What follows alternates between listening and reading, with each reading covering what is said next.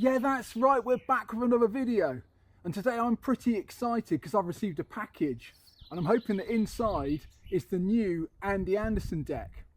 So in this video I'm going to run through all of the features of this new colourway and I'm going to compare it to previous colourways that we've had in the past.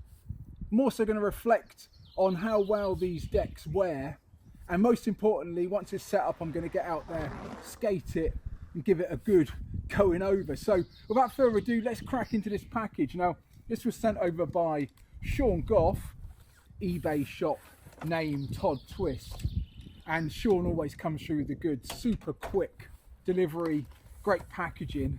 So let's have a look what's inside.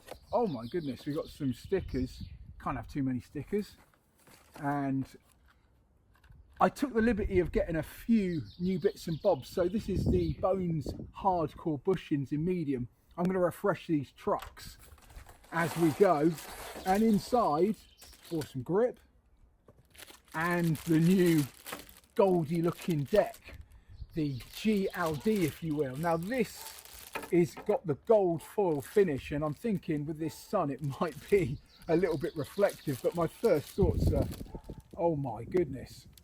Right, get rid of this packaging. So it looks like the fairly standard Andy Anderson graphic, just with the gold leaf. So I'm not going to mess about, I'm going to get this out of the cellophane wrapper and then I can compare this graphic to the previous graphics. So we've got the usual warnings on here. If you don't use it correctly, it could end in tears. I try and use these things correctly and it does often bring a tear to the eye. Can get emotional either way. We've also got the Skate 1 sticker saying it's made out of hard rock maple from America, which is good to know. And there is a Power Peralta Ripper sticker because this is a Power Peralta deck. It also says that it's got the K21 Andy Anderson concave going on, and that this deck is 9.13 inches wide, which is exactly the same dimensions as all the previous iterations of this deck. So let's whip in here.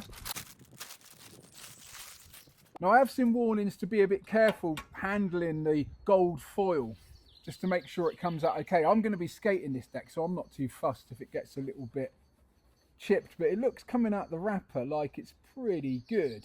A few little marks at the top there. This is super shiny black paint on the top, so I think the grip is going to really adhere to this nicely. We've got a serial number just in between the bolts. I'm going to go through the histrionics of these decks. So without further ado, I'm going to grab the other decks, lay them out, and we can do a comparison. Okay, so I've laid out the decks in the order that they were released. Now this shape is the first Andy Anderson shape, and it was first released on the flight deck construction. It was released in two sizes. This is the bigger 9.13 inch size. I've tried the smaller size and I found it was a little bit too small for me. This comes with the 15 inch wheelbase that I really like, and being 9.13 inches wide, it sort of fits me a bit better. The flight construction is a 5-ply construction with some sort of secret glass fibre stuff in between, and it does differ in feel from the 7-ply versions. I found that I started skating more reissue decks that came in the 7-ply and I just slightly preferred the feel. It's totally personal preference. For me it just feels like the 7-ply is a bit more solid, it's a little bit thicker. But this one has got the original graphic which blends from turquoise right through to orange and yellow. I think it's still my favourite one, it really pops nicely. So the next one that was released was the 7-ply, and the 7-ply first came in this green shade, which I really like. There was a few things that changed with the graphic at this point.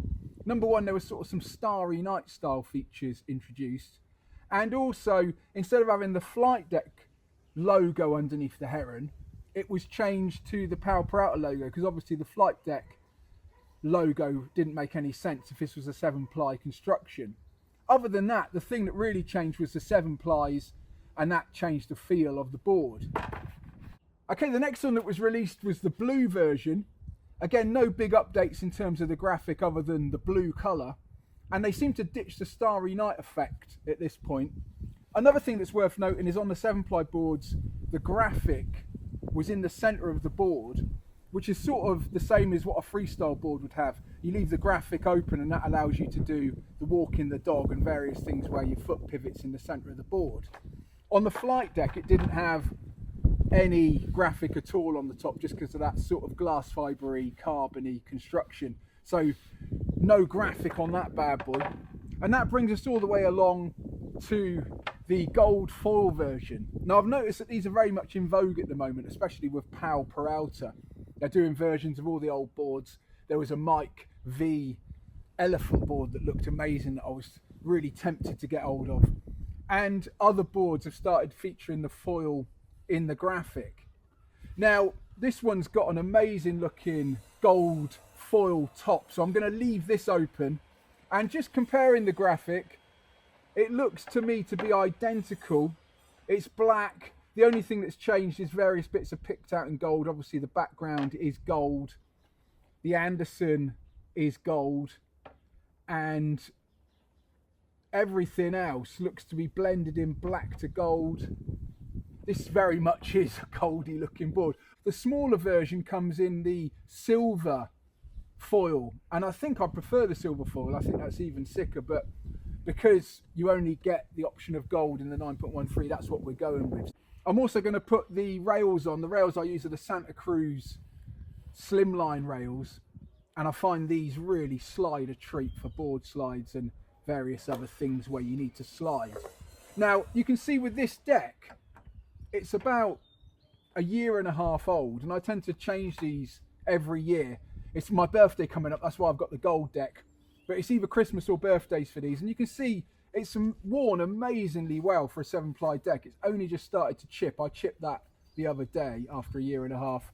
You can see that on one of the rails as well, it's got a bit of a sort of crack and a ding.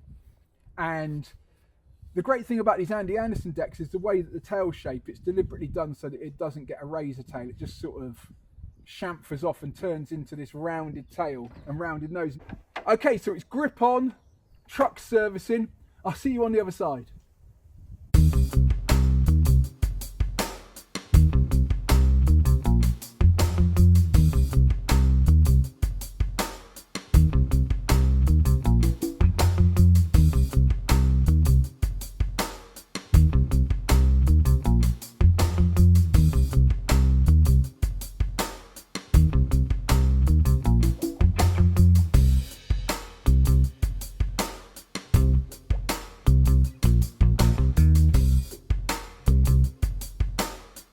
Well, there she blows, all finished and looking pretty shiny. It's turned out an absolute treat. For the deck grip, I simply cut around a 6-inch plate, and then I used a bit of masking tape to get the top profile of the graphic. I've done this previously on the other boards. Another little feature that I noticed is it's got 7-ply written in the top graphic, just to remind you it's 7-ply construction. Now the grip wasn't quite long enough, so I improvised and put this little deck grip design on the end, which turned out pretty nice. And then for the bottom, I popped the truck straight over, nice and easy. And then for the rails, I tried both the black and white rails, and I decided that the white rails were a little bit more to my liking. For these, I just drilled them in on a really low torque setting really slowly, and then to finish off, just tighten them up by hand so I can get loads of pressure, and also I can feel out where the biting point is so I don't over tighten and start to remove all the material so that these rattle. Now I always find with these rails, they slide a treat, and they never rattle just because of the design. They've got like a little bit of a opening at the back, which stops all the material lifting the rail off and making it rattle. I'm going to get out there. I can't wait to have a go on this board. I'm going to do a few sessions and then come back and reflect on how it fared.